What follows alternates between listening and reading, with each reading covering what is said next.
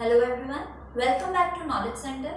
हम पढ़ रहे थे class 11 BST chapter number 2 forms of business organisation. अपने लास्ट वीडियो में हमने डिस्कस किया था अबाउट जॉइंट स्टॉक कंपनी कि कंपनी क्या होती है, उसके फीचर्स क्या होते हैं, merits as well as demerits. आज वीडियो में हम डिस्कस करेंगे about the types of company की कंपनी जो है कितने टाइप्स की होती है on the basis of ownership, यानी कि मालिकाना हक के हिसाब से कंपनीज की कितनी कैटेगरीज होती हैं। तो सबसे पहले हम बात करेंगे regarding private company. Private company क्या होती है?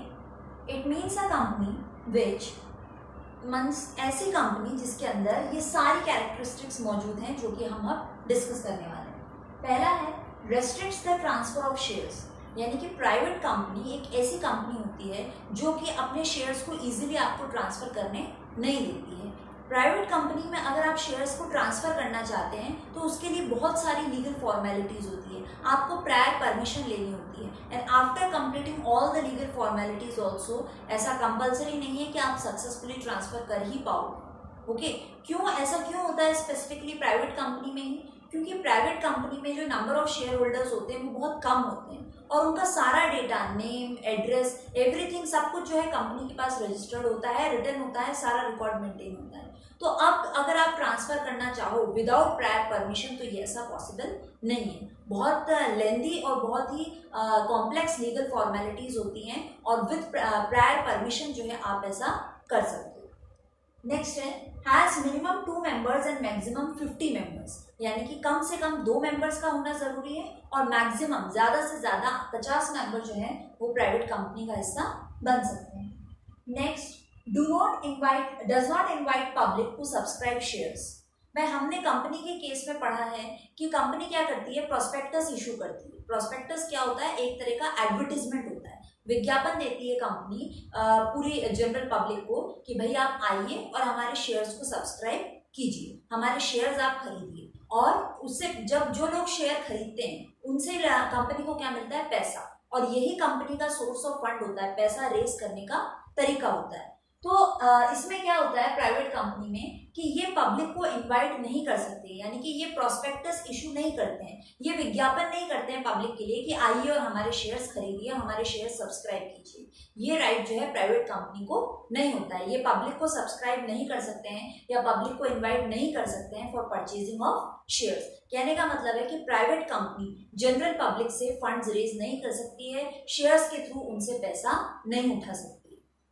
नेक्स्ट है हमारा minimum paid up capital 1 lakh rupees, यानी कि अगर आप एक प्राइवेट कंपनी खोलना चाहते हैं तो कम से कम जो कैपिटल आपके पास होना चाहिए that is 1 lakh rupees. After that necessary to use private limited. कोई भी प्राइवेट कंपनी अगर है तो उसके नाम के बाद ये प्राइवेट लिमिटेड वर्ड लगा हुआ होना बहुत जरूरी है। ये एक पहचान है कि भाई आपकी कंपनी जो है वो एक प्राइवेट लिमिटेड प्राइवेट कंपनी है। Next minimum board of directors required two, यानी कि जो बोर्ड ऑफ डायरेक्टर्स होते हैं, टॉप मैनेजमेंट का जो हिस्सा होते हैं, जो सारे ही क्रूशियल डिसीजंस लेते हैं, पॉलिसीज एंड प्रोग्राम्स बनाने का काम करते हैं, तो वो जो बोर्ड ऑफ डायरेक्टर्स होते हैं वो प्राइवेट कंपनी में हमें चाहिए मिनिमम 2। नेक्स्ट बात करेंगे हम अबाउट पब्लिक कंपनी की। पब्लिक कंपनी क्या होती है? As per the Indian companies act, क्योंकि हम कंपनी के बारे में पढ़ रहे हैं तो हमें पता होना चाहिए कि कंपनीज एक्ट जो है वो कौन कौन सा फॉलो हुआ है अब तक। अभी तक ईयर 2013 के पहले तक हमारी कंट्री में जो है कंपनीज एक्ट 1956 चलता था एंड उसी से जो है सारा रजिस्ट्रेशन होता था पब्लिक कंपनीज का या कोई भी कंपनी का, चाहे किसी भी फॉर्म की हो। अब जो है 2013 के बाद से हमारी कंपनी में जो है नया कंपनी एक्ट लागू हुआ है that is the companies act 2013। और अब सारा ही जो है ऑपरेशन, सारा ही जो है routine work, registration, each and everything वो 2013 एक्ट के अकॉर्डिंग होता है। So we are talking about public company कि पब्लिक कंपनी कौन सी कंपनी होती है? As per the Indian companies act a public company is one which has, यानी कि अब हम जो फॉलोइंग कैरेक्टरिस्टिक्स डिस्कस करने वाले हैं वो सारे ही जो है पब्लिक कंपनी के अंदर इंक्लूड होती है। पहला है minimum paid up capital 5 lakh. हमने प्राइवेट कंपनी में पढ़ा था कि मिनिमम पेड अप कैपिटल था 1 लाख और हम पब्लिक कंपनी की जब बात करते हैं तो मिनिमम पेड अप कैपिटल होना चाहिए 5 lakh rupees. Next minimum 7 members. जब हम प्राइवेट में बात कर रहे थे तो मिनिमम 2 मेंबर्स हमें चाहिए थे और पब्लिक के केस में मिनिमम जो है 7 मेंबर्स यानी कि 7 सदस्यों का होना जरूरी है। मैक्सिमम में प्राइवेट के अंदर लिमिट है कि भाई 50 होनी चाहिए, लेकिन पब्लिक की अगर हम बात करें तो मैक्सिमम में कोई लिमिट नहीं है, नंबर ऑफ मेंबर्स कितने भी हो सकते हैं। नेक्स्ट है no restrictions on transfer of shares. देखिए कंपैरिजन के थ्रू हम ज्यादा अच्छे से समझ सकते हैं। प्राइवेट कंपनी में हमने पढ़ा कि भाई ये जो ट्रांसफर ऑफ शेयर्स है इसमें रेस्ट्रिक्शंस होती है, कई सारी रुकावटें होती है, कई सारी लीगल फॉर्मेलिटीज होती हैं, प्रायर परमिशन आपको लेने पड़ेगी बोर्ड ऑफ डायरेक्टर से, बहुत बड़ा और बहुत ही कॉम्प्लेक्स लीगल प्रोसेस। लेकिन पब्लिक कंपनी में जो है आसानी से शेयर्स का ट्रांसफर हो सकता है। मान लीजिए मेरे पास किसी कंपनी के 10 शेयर, ठीक है, और मुझे अगर पैसों की जरूरत है तो मैं क्या करूंगी, मेरे उन शेयर्स को किसी और को बेच दूंगी और उससे पैसा ले लूंगी। तो इजीली मैं जो है शेयर्स का ट्रांसफर कर सकती हूँ, मुझे किसी से भी प्रायर परमिशन लेने की जरूरत नहीं है, ना ही कोई बहुत ज्यादा कॉम्प्लेक्स लीगल फॉर्मेलिटी में इन्वॉल्व होने की रिक्वायरमेंट है। After that not prohibited from inviting public subscription, यानी कि जैसा कि हमने प्राइवेट कंपनी में पढ़ा था कि आप पब्लिक को इन्वाइट नहीं कर सकते हो कि भाई आइए और हमारे शेयर्स खरीदिए, ऐसा कोई भी रेस्ट्रिक्शन जो है पब्लिक कंपनी के केस में नहीं है। पब्लिक कंपनी आसानी से जो है प्रोस्पेक्टस इशू करती है, यानी विज्ञापन देती है, एडवर्टाइजमेंट देती है और जनरल पब्लिक को इनवाइट करती है कि आप आइए, हमारे शेयर्स को सब्सक्राइब कीजिए, हमारे शेयर्स को खरीदिए, और पब्लिक से पैसा जो है इस तरीके से पब्लिक कंपनी जो है इस तरीके से अपने फंड्स रेज करती है, जनरल पब्लिक से पैसा उठाती है। तो ये तो हो गया बात regarding private company and regarding public company. क्योंकि क्लास 11 के सिलेबस में दो और फॉर्म्स ऑफ कंपनीज के बारे में डिस्क्रिप्शन है। पहला है कंपनी लिमिटेड बाय शेयर्स और दूसरा है कंपनी लिमिटेड बाय गारंटी। तो अब हम इनके बारे में जरा बात कर लेते हैं कि what is company limited by shares and what is company limited by guarantee. देखिए कंपनी लिमिटेड बाय शेयर्स क्या होती है, इसके अंदर जो शेयर होल्डर्स हैं उनकी लायबिलिटी लिमिटेड होती है। मान लीजिए मैं किसी कंपनी के अंदर शेयर होल्डर हूँ, यानी मैंने उस कंपनी के शेयर्स खरीद रखे हैं, मेरे पास 100 शेयर्स हैं किसी एबीसी प्राइवेट लिमिटेड या एबीसी पब्लिक लिमिटेड कंपनी के। अब मेरी जब जो लायबिलिटी है, मान लीजिए कंपनी लॉस में अगर जाती है या वाइंडिंग अप होता है, कभी भी कंपनी जो है बंद होती है या कंपनी लॉस में जाती है, तो मेरी लायबिलिटी जो है वो सिर्फ 100 शेयर्स तक की रहेगी। मेरे पास 100 शेयर थे, मान लीजिए कि मेरे पास 100 शेयर्स थे एंड एक शेयर की कीमत जो है 10 रुपीज है, तो मैं सिर्फ इस 1000 रुपीज के लिए लायबल हूँ। मेरी जो लायबिलिटी है वो सिर्फ इस 1000 रुपए तक ही लिमिटेड है। उससे ज्यादा अगर कंपनी लॉस में जाती है तो इस 1000 रुपए से ज्यादा का अमाउंट जो है मैं कंपनी को पे नहीं करूंगी। तो कंपनी लिमिटेड बाय शेयर्स कौन सी कंपनी होती है, जिसमें कि शेयर होल्डर्स की जो लायबिलिटी है वो उतने ही अमाउंट तक लिमिटेड है जितने रुपए के शेयर्स उनके पास हैं। नेक्स्ट कैटेगरी है हमारी कंपनी लिमिटेड बाय गारंटी।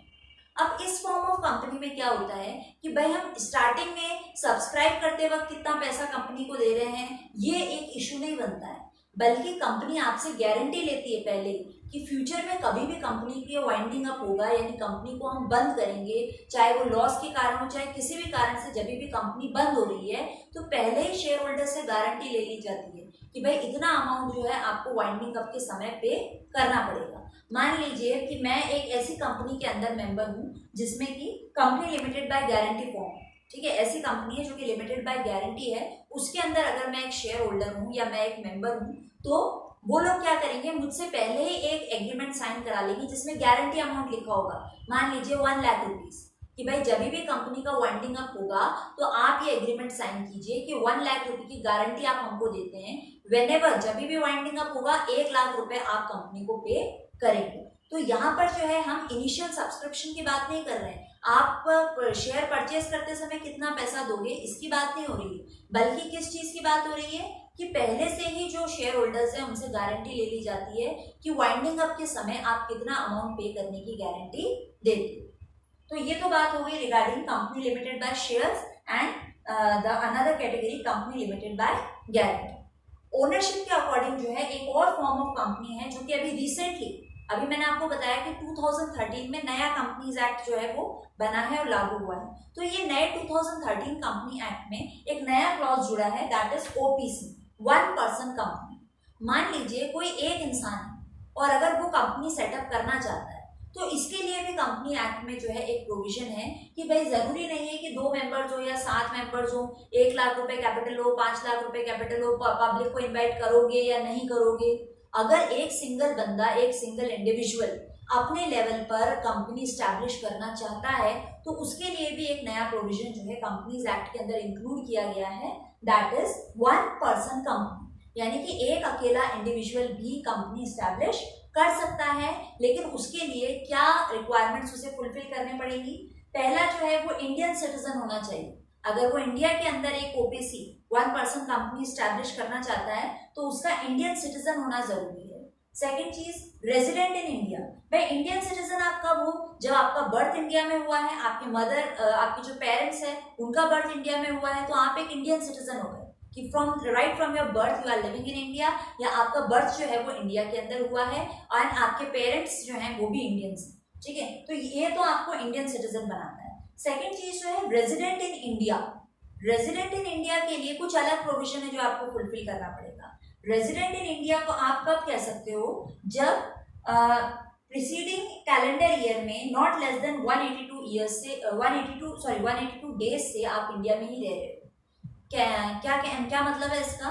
भाई मैं, मान लीजिए आप मेरा एग्जांपल लीजिए, मैं इंडिया की रेजिडेंट हूँ या मैं इंडिया में रहने वाली एक नागरिक हूँ, मैं इंडिया में रह रही हूँ, ये आप कब मानेंगे? जब जैसे इस साल मैं कंपनी स्टैब्लिश करना चाहती हूँ 2020, तो 2019 यानी कि 20 से एक साल पहले का जो ईयर है उसमें कम से कम 182 डेज मैं इंडिया में रही थी, तब मुझे 2020 में जो है इंडिया का रेजिडेंट माना जाएगा। यानी कि जिस साल मैं कंपनी स्टैब्लिश करना चाह रही हूँ उससे ठीक एक साल पहले कम से कम 182 डेज तक मैं इंडिया में कंटिन्यूसली रिसाइड रही थी, तब जो है मुझे इंडिया का रेजिडेंट माना जाएगा। तो पहले रिक्वायरमेंट, आपको इंडिया का सिटीजन होना पड़ेगा।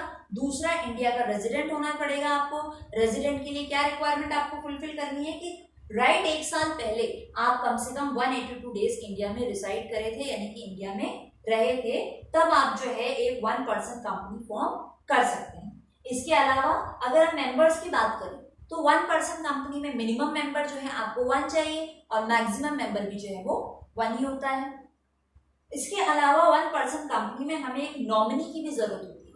मान लीजिए मैं एक इंडिविजुअल हूँ और मैंने जो है एक वन पर्सन कंपनी स्टैब्लिश की है, तो मुझे जो है एक नॉमिनी भी रखना पड़ेगा कि मान लीजिए कभी अगर मेरी डेथ हो जाती है तो मेरी जगह नॉमिनी जो है वो अब कंपनी का मेंबर बन जाएगा और वो कंपनी का मालिक बन जाएगा। इसलिए एक नॉमिनी होना इसमें बहुत जरूरी है।